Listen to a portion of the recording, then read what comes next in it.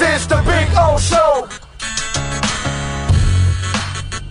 This is the Big O Show.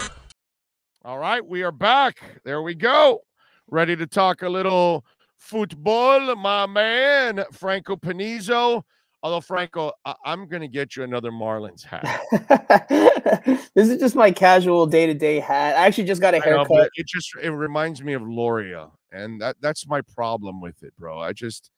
I can't stand Loria. You know what I'm saying? It's just something that it bothers me. So I'm going to make it my homework to get you a new Marlins hat, with the new logo, so that way you're sporting at least the fresh, because that Maroon 5 logo is just hey, I'd rock the old school one too, the F, the Florida Marlins one, the old. Well, that's fine. You can F for rock Franco, that. you know, I'd rock that. I would rock that. You can rock that one, but this one, oh god, just reminds me of Loria, and Loria is just something that I don't want to be reminded of. Just like I don't want to be reminded that my soccer team has been outscored 16-1 in the last 6 games. These guys couldn't score with a fistful of dollars in a whorehouse. All right. So if we sent these guys to Nevada and they'd have walk in a brothel with a bunch of money, none of them would get laid. I mean, this is scary stuff right now going on. What the hell's going on with this scoring drought, dude? There's a lot of things to dissect, probably longer than we have time for here, but just to touch on a few things. The team is a limited team, physically not a very good team. Who's the fastest player on this team? Lewis Morgan, Robbie Robinson, probably.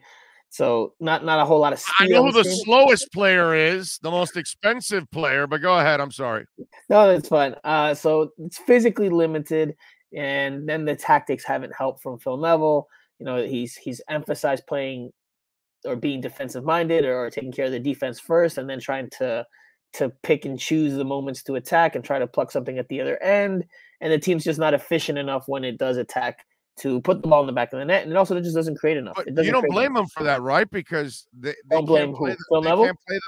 They can't play the possession game. So they have to play this defensive type of game and then hope that they can counter every once in a blue moon. Dude, they can't possess the ball. I don't agree with that. They don't. Really? You think they have the midfield to possess? I don't think they necessarily have to be a possession-based team, but you can be a more attack-minded team and not have to necessarily be possession-based.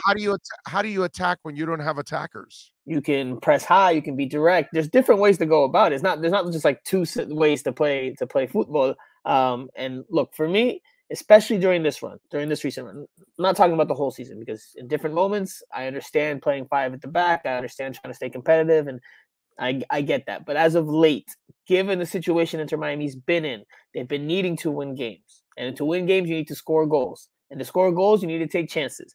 And how do you get chances? Well, you got to throw numbers forward. And they haven't done that. And the worst part for me is that they haven't had the personnel at the back, whether it's because of health, whether it's because of availability due to international calls.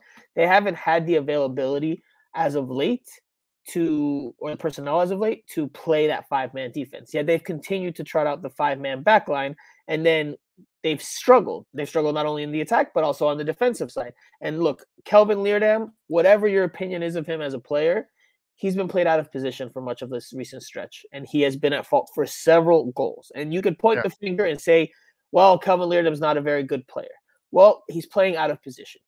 So it's like taking Nick Marsman out of goal and putting him at right wing and expecting him to do a good job. If you're playing out of position, you're not playing to your strengths. And that to me is on Phil Neville. That's to me on Phil Neville, because he saw the 5-man backline. It worked earlier in the year, and maybe there's some cloudiness or some rigidness there that he has not moved away from it and has stuck with it, but it has not given him results as of late. But yet he has continued to go with it. He has continued to use Kelvin Leerdam at the back. It's led to more goals against. And I don't blame Kelvin Leerdam. He's doing the job he can do out of position. That is on Phil Neville to either put someone else there at the back, and if he doesn't have anybody else, then stop forcing square pegs into round holes, change the formation, go 4-2-3-1, which is what we saw at the very end of this last game against the Columbus Crew in the last 7-8 minutes, right before the own goal happened, the 4th goal Phil Neville changed the formation to the 4-2-3-1. Lewis Morgan was playing more advanced as a winger, his traditional or more customary position.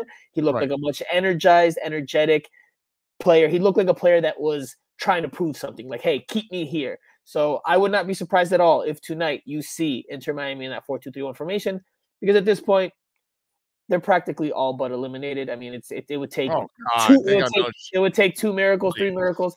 So I think if you're going to go out, give your fans something to be excited about and happy about. If you lose, you lose. If you give up goals, you give up goals. But maybe you can at least excite and generate some happiness with at least some chances, maybe a goal, something. Because this bland, dull, boring style of soccer that has also proven ineffective as of late, it's not cutting it. Yeah, and I mean, I haven't been thinking of playoffs for weeks now. I mean, this doesn't look like a playoffs team. Now, let me get into 2 really controversial issues that I want to talk to you about. One is Robbie Robinson. You know, he had that stint where he left the team his first year. I saw him go, obviously went to Peru and Chile, I'm sorry, and my man, I mean, he ran and hid like right away. He didn't, you know, I've watched him have moments where he has, like this past week, where he completely lost it right around the box. I hate to use this word, but I see the kid and I see a guy that is still soft, a guy that is still really young, that I have not seen mature and grown into a man yet out on the pitch. What is it with Robbie? What do you see with him? Because here's a guy that I think can get easily intimidated. And in a way, it's almost like I've felt like in the first 2 years, he's a kid that easily folds the tent. And so I'm just wondering, I see a soft player. What do you see with Robbie? And the scary part is he's the most talented player by miles on that team. He's the only guy that could actually scare a defense if he actually played up to his ability. So there is something there. I can see it, but it's still raw. And if he's scared, I don't know if it will ever come out. So I would disagree with you in saying that he is one of the most talented players on this team, because I don't see it. I don't see a lot of talent there. I see a lot of physical qualities, his speed and his aggressiveness to go at players when he's got space, when he has the ball. But I don't see a player that's technically gifted. And no, he's a baby still. Yeah, no, he's technically but technically, it's about raw abilities that he has. The technical qualities, more or less, throughout your career, you have a certain starting point. It's not going to get that much better throughout your career, no matter how much you work on it. That's something you develop at a very young age. So I don't think he's going to get that much better technically throughout his career. So gotcha. I think he's very limited technically. I think he also doesn't have a left foot, which also is part of the technique. So he predominantly can only use his right foot. I would say and I don't know Robbie Robinson, personally, other than the interactions we've had with him when we've had interviews. He does seem like a introverted young person, young player. I hate to say it, but he looks like he's still a mama's boy. So he seems introverted to me. He seems very introverted. Yeah. Yes. And to me, obviously, you have different personalities, different people in locker rooms. But there are players, there are people that command the locker rooms, that have a commanding presence, and Robbie Robinson does not have that. Maybe that is holding him back. Maybe he needs to let loose a little bit, let himself be freer, or feel more comfortable, or find more confidence. I don't know how he goes about doing that. I don't know how the coaching staff goes about working on that with him, but I do think that there is something that's not letting him fully show what he does have. He's had several brain farts around the box this year. Like, well, I think some of those. I think this last week's I would chalk up to maybe confidence, as in addition to maybe the lack of technical qualities. But other ones throughout the course of the season, to me, they have more to do with his lack of technical skills than they do with the confidence. I do think this last one, where he just bundled over the ball in a clear one-on-one opportunity, didn't even get a shot off on the look, which is it's terrible. It's terrible, and it's unfortunate for Inter Miami. It's unfortunate for him, but it's the reality. Even Ray Hudson, who is usually very complimentary, as you know, you've worked with him side by side. He's usually very complimentary on the TV broadcast for CBS. He even said that's nowhere near close enough for any level of a professional player, something along those lines. And that sounds harsh, but it's the reality. On that play, you have to get the shot off. You have to get the shot off. If you miss, if you shoot it high, if the goalkeeper makes the save, it's not great. It's not great. You'd be criticized that if you were any player in any league because it's one-on-one opportunity, but it's still a soccer movement. It's a soccer play. You can live with that. Or maybe not live with that, but at least it's more acceptable than not even getting a shot off. That's just unacceptable. But I think it's a testament to the low confidence he has right now. I asked Phil Neville this week if that call up to Chile has impacted his confidence over the course of the last couple months, because the dip in performance levels have coincided with his departure to Chile and then his early return that led to a lot of controversy. If you look at his Instagram page now, he had made a post, saying thank you to Chile for the opportunity, and that, and he got a lot of comments in that moment and got, ripped by Chilean fans. And he initially muted his comment section for a period of time, maybe a week or so upon that happening. He has now returned to having comments on his Instagram, but he has removed that picture. That picture is no longer on his Instagram account. So I think different things have impacted him. I think he's low on confidence. And Phil Neville did say that Robbie Robinson, because he's a young player, he's very aware. He's very aware of his goals, and he needs to score goals. And he maybe he thinks about that too much, as opposed to having the killer instinct and being like, all right, well, if I didn't get this one, I'll get the next one. Maybe that's weighing on him as well. I do think there's something there that's holding him back. I just don't know what it is. He needs, what he needs? He needs Tyler Hero swag. If he had Tyler Hero swag, then he would be successful. If he had Jazz Chisholm swag, he would be successful. You know what I'm saying? Well, look, that kid has zero swag. He is a mama's boy. Well, I'll add this because, to be fair to Robbie Robinson, and this doesn't exempt him from this last week's miss, or not even a miss. It wasn't a miss because he didn't take the shot off. This last stretch of games, and this is another example similar to the one I just used about Kelvin Leerdam, is an example for me of how Phil Neville is not doing a good enough job. Because Robbie Robinson does not have the qualities, and he does not have the performance levels to play up top as a striker, as a number 9. Yet Phil Neville has used them over the last 4 games there, repeatedly, despite Robbie Robinson not generating much of anything. I think he has 3 shots, 0 on target, and 0 goals as a number 9. So what would you do? You would put Higuain there? Put Higuain there, put Carranza. You have to, if things aren't working, this is my opinion. This is my opinion. If things aren't working and they're proving not to work, right, you don't keep banging your head against the wall. You change things up. You try something else. If that doesn't work, then you try something. You can't just continue to bang your head against the wall with the same thing and forcing square pegs, in my opinion, into round holes when they're not giving you results, when it's not producing for you. Robbie Robinson's best games this year have come with him out on the wing. And I get that there's different moments now. The team is not even working, even when that's happened. But putting him up top at the number 9, and again, not this weekend's blunder, but putting him at the number 9 repeatedly as a head coach exposes Robbie Robinson to bad moments, to bad games, to criticism from us on the media side, to criticism from fans. So I don't think that you're using Robbie Robinson in his most effective way, in a way that's proven for him to work. And I think that is on Phil Neville as much as it is on Robbie Robinson for not being as cutthroat or having that killer instinct, something else that Phil Neville maybe touched on earlier or this past weekend.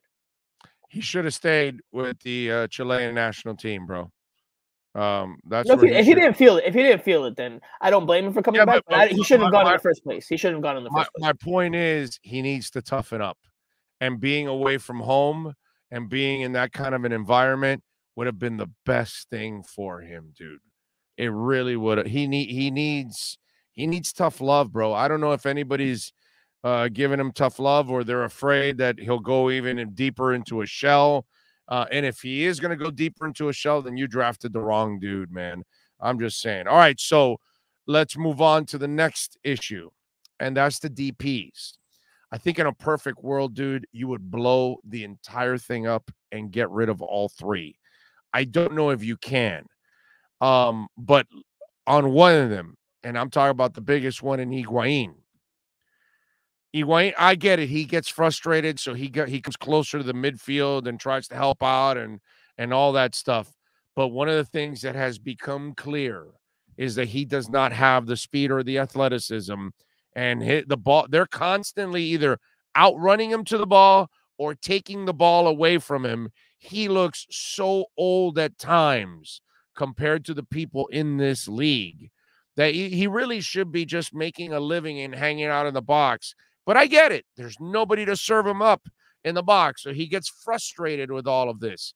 But this is a player right now that you're having trouble finding a spot for him, and he's also putting himself in positions where the opponent is constantly taking advantage. So it was reported yesterday, late yesterday, by fellow Miami Total Football co-host Steve Brenner, who writes for English Rags, English websites. He wrote for The Sun that Gonzalo Higuain is considering retirement. That's something that he's considering for this off season. Now, doesn't mean it's going to happen, but it's a possibility.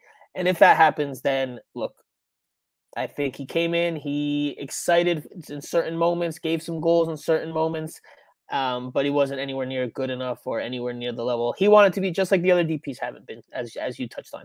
In an ideal world, Inter Miami would be able to get rid of the three of them and sign three new ones, and that could help offset the allocation money that they will lose next year. So because they're not going to be able to sign a certain amount of players because of the sanctions from Matuidi Gate. So if you could sign three new DPs and they all come in and they produce, that mitigates that loss of those allocation money players. So yes. But that's in an ideal world. I believe, if I'm not mistaken, all three designated players have guaranteed deals that run beyond this winter, so into next year. I know it's easily 2 more years, all of them. And MLS, I think, if I'm not mistaken, Higuain and Matuidi run through the end of 2022. Pizarro, I'm not sure about exactly, but I believe he's here at least through 2022, if not longer, based on his contract. Yeah. Now. MLS, obviously, we know there's different rules, there's different mechanisms, it's complex. You can only buy out one player, any type of player, it's contract per year. Now, theoretically, they could buy out one of the three DPs, but then you still have the other two to have to try to offload or unload. And how do you do that? That's going to be Chris Henderson's job. That's going to be Inter Miami's mission, I imagine, during these next few weeks after the season ends, to try to figure that out, try to put that puzzle together so that they can do that and try to sign three new DPs that can maybe bolster the squad going into 2022, because none of the three DPs have performed to expectations. If Higuain retires, if that happens, if that comes to pass, that helps, because then you could buy out one of Pizarro or Matuidi. I imagine Matuidi, and then you could try to sell Pizarro, but we have to see how the chips fall, because I don't know. Listen, I haven't spoken to Pizarro Higuain or Pizarro about this. I don't know what their thoughts are, or what their motivations are going into next year. Pizarro would probably be more inclined to look for a move, because next year is a World Cup year. He's probably going to want to be playing and performing well so that he can be in the mix for a call-up. He didn't get called up to the recent Mexico national team roster because of his lack of playing time, his lack of performances.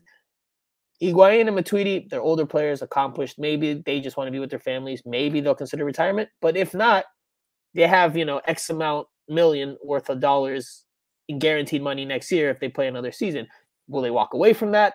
Do they want to walk away from that? These are questions that obviously come down to personal motivations, personal decisions, and that's what we'll have to see how things unfold for Inter Miami this winter. Please walk away. As Kelly Clarkson would say, walk away.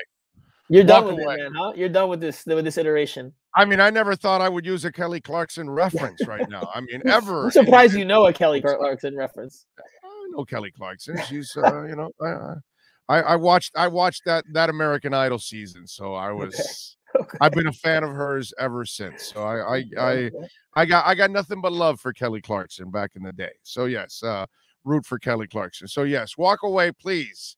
Please, Higuain, walk away, because that's basically what you're doing on the pitch. You're walking away, brother, because you can't even run. What happens tonight, dude? Can they beat another shitty team? A team that's actually shittier than they are?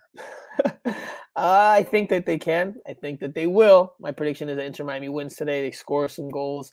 I do think they will switch out of that 5-man back line, because before I thought that they should have, but I didn't think that they would, because nothing from Phil Neville's tactics or strategy indicated that they would. But in this last game, like I mentioned before, he switched the formation 4-2-3-1 in the final minutes of the game against the Columbus Crew, obviously looking for a little bit more of an attacking punch or attacking edge. So I think that was a glimpse into what we'll see tonight. I think that he will go back to the 4-2-3-1, and he'll see how that works. I think it should work better, especially against a team like Toronto. Now, the trick will be if they win today and they win in that formation, and maybe they generate a little bit more, they score a goal or two, well, then people will be like, well, why didn't they play that formation the entire time? Which, to an extent, is a fair question. To an extent, it's an unfair question because of the certain moments and certain circumstances. But I do think that they should have moved into this a few games ago and tried it out, because, again, we know the issues they have offensively. Worst scoring team in the league. Federico Higuain in Spanish, I asked him over the weekend about the lack of goals, the attacking issues. And he said, and I'm paraphrasing here because I don't have the direct quote in front of me, but he said that he's convinced that to score goals, you have to generate as many chances as possible. And to generate as many chances as possible, you have to play with the ball more. And it's easier to defend direct play, in his opinion, than it is to defend build-up play where you're passing the ball from side to side, trying to disorganize the opponent, trying to find space, and then wait for the moment to inflict damage. That was Federico Higuain's post-game quote when I asked him that question. To me, and this is just me reading between the lines there, doesn't sound like he's in agreement with how Phil Neville has tactically deployed the team as of late. But I think we're going to see a bit more of an offensive-minded Inter Miami team, especially tonight at home after being a month away on the road, a big road swing against a really poor team that's already out of the playoffs.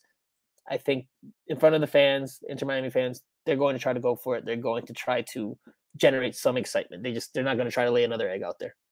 Ladies and gentlemen, tonight at Drive Pink Stadium at 7:30, it's one shitty team versus another shitty team. It is the Turd Cup between Inter Miami and Toronto, baby. 7:30. Don't miss it. My man Franco Panizo will be covering the Turd Cup. So have fun, my brother. I appreciate you. We'll see who wins the Turd Cup today at 7:30, man. Thank you for taking some time. And don't forget, follow him on Twitter at Franco Panizo if you're listening on the podcast there, and subscribe. You want to keep up with Inter Miami and you want to find out how they no longer will be turds, do it at Miami Total Football. That is the podcast, Miami Total Football. Franco, thank you, my brother. Appreciate you. Thank you, bro. I'll work on the hats here for next. Yeah, time. I'm gonna get your Marlins hat. I swear to you, I'm gonna get your Marlins hat. Get it at Caneswear. always at Caneswear. There you go. You know it. All right, you be good. Yeah, bro. There you go.